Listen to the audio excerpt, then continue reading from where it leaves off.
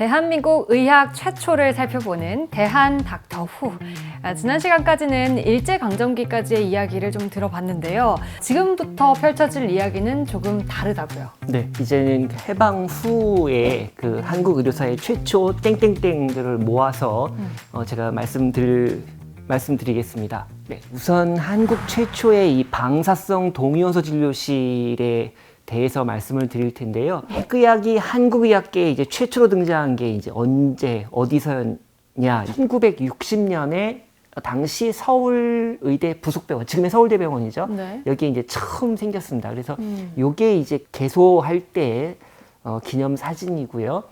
요게 이제 1970년대에 찍은 사진인데 바로 그 방사성 동위원소 진료실의 내부 사진이에요. 예, 저기 이제 검사 장비 같은 게 보이죠. 네. 예.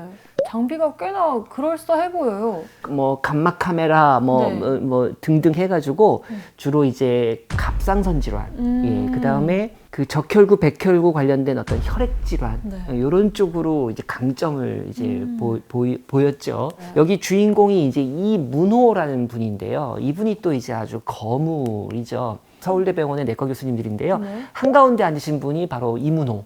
저분이 이제 한국 핵의학의 이제 뭐 창시자 같은 분이죠. 이 아산병원의 첫 번째 원장님을 한 아주 한국의학계의 정말 거물 중에 한 분이시고요. 네. 그런가 하면은 이 한국 사회가 총체적으로 열악했던 1960년경에 세계적으로도 당시 세계적으로도 고난도 수술이었던 이 심장 수술을 이제 했다는 거죠. 바로 서울대병원에서.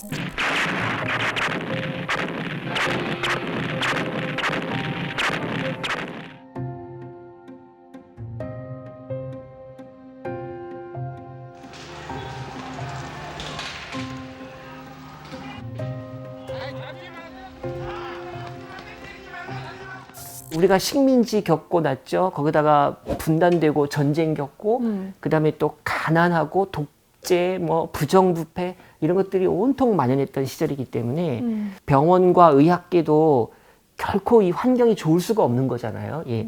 예, 그런 상황이었는데 그 와중에도 이 심장수술에 이제 성공했다는 겁니다.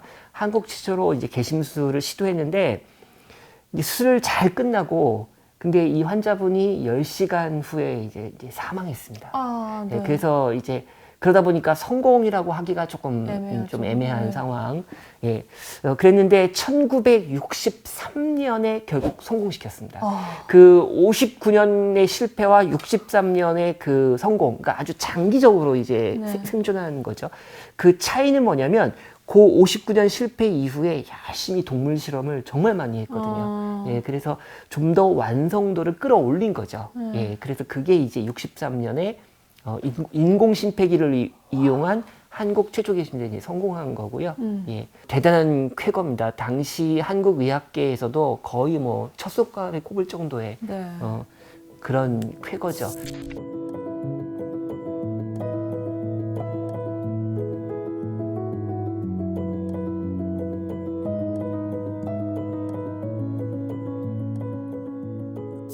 우리나라에는 또 한동안 이 간염이 정말 굉장한 그 골칫거리였어요. 예. 이 간염은 무서운 질병이에요. 왜냐하면 간염 자체로도 이게 쉬운 병이 아니지만 더 중요한 거는 비형 간염이 오래 가면 직접 간암으로 가거나 아니면 간경별을 거쳐서 또 간암으로 가요.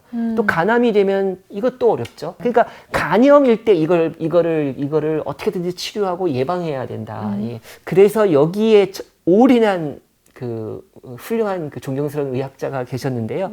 그분이 바로 이분입니다. 이 김정용 선생님.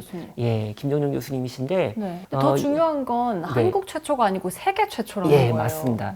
이분이 1969년부터 이 간염 연구를 정말 본격적으로 하기 시작해가지고 여러 가지 것들을 이제 밝히면서 이제 혈청 분리까지 성공하고요. 그러다가 1977년에 이제 정말 세계 최초로 예, 비형 간염 백신을 개발해서 바로 저 백신 개발 덕분에 간염 유병률, 그러니까 쉽게 말하면 간염 환자가 이제 급감하게 되고 예, 그러다 보니까 간경변증이나 간암 환자도 급감하게 되고 예. 그래서 이제 이 김종현 선생님이 이제 그 간염 연구할 때 쓰던 장비 중에 액체 크로마토그래피 기기인데요. 정확하게 얘기하면 저게 뭐냐면 이제 혼합된 여러 물질이 혼합되어 있는 액체 혼합물 이거를 그 성분별로 분리해내는 이제 그런 이제 기기인데요. 저런 그 연구 실험을 통해서 이제 단백질도 분리하고 아마 그게 나중에 이제 혈청도 분리하고 이렇게 해서 백신 개발까지 이렇게 가신 것 같아요.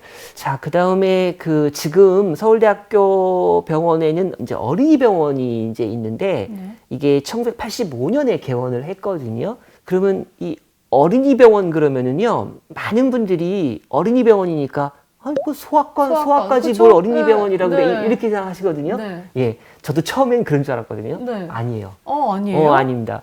성인과는 좀 다른 어떤 여러 가지 그니까 신체 발육 정도라든가 뭐 여러 가지 면에서 뭐 호르몬이라든가 이렇게 많은 차이가 있고 필요성이 하니까 또 있고. 좀 다른 치료법 치료법이 좀 더 필요하니까. 필요하죠. 예. 와. 그래서 이제 어린이 병원이 생긴 건데요. 이게 이제 어린이 병원의 최초 모습인데 네. 특히 이 한국 최초의 이 서울대학교 어린이 병원이 갖는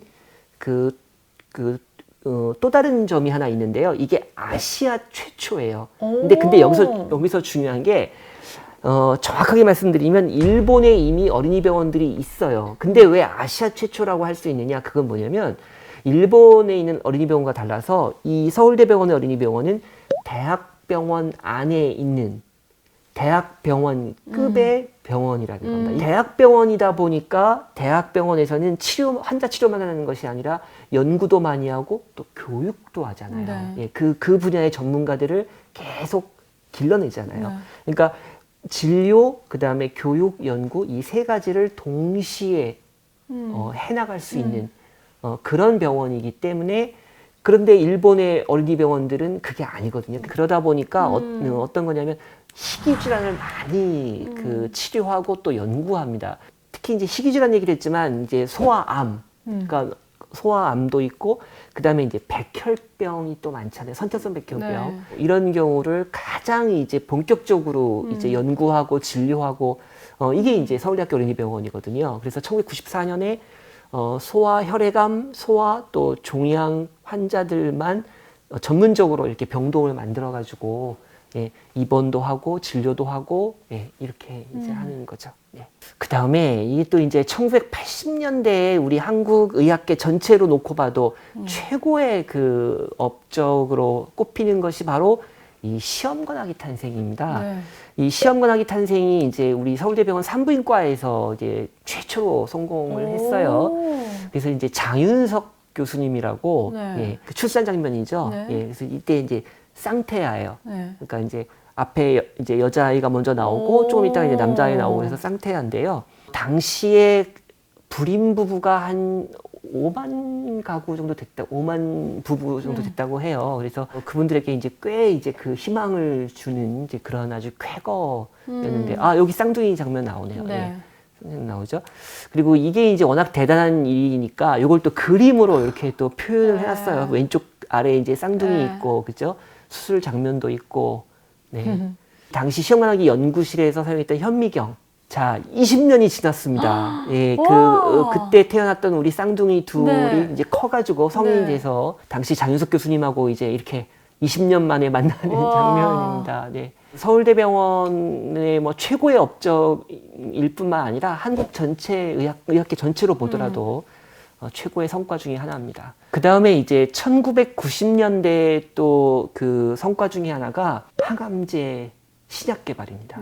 요걸 또 우리 서울대병원이 이제 국내 최초로 성공했거든요. 선플라주라고 부르는 건데요. 항암 효과도 탁월할 뿐더러 이제 항암제 가장 큰 부작용 중에 하나가 탈모거든요. 탈모. 그런 것들을 이제 많이 줄여준 그런 약이죠.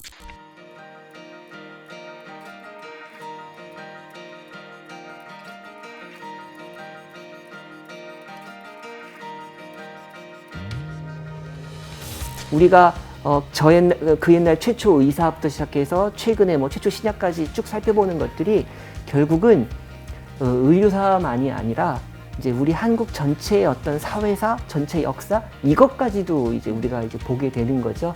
그리고 그 의료인들의 그 땀방울 하나하나 그 소중했던 그 고민, 연구, 노력 이런 것들을 우리가 좀 간접적으로라도 이렇게 체험하면서 우리도 뭔가 내 분야에서 우리 분야에서 내 개인의 어떤 최초를 만들어 보는 거 이런 것도 소중한 것 같습니다. 네, 맞아요. 지금 서울대학교 병원 의학박물관에서는요, 한국 의학사에서 최초의 땡땡땡이라는 주제로 특별전을 진행하고 있습니다. 여러분들께서 오늘 이 영상을 보시고 우리나라 의학의 다양한 그 첫 순간들을 직접 눈으로 확인해 보시는 시간 가져보시면 좋을 것 같습니다. 그럼 저희는 여기서 인사드리도록 하겠습니다. 안녕! 안녕.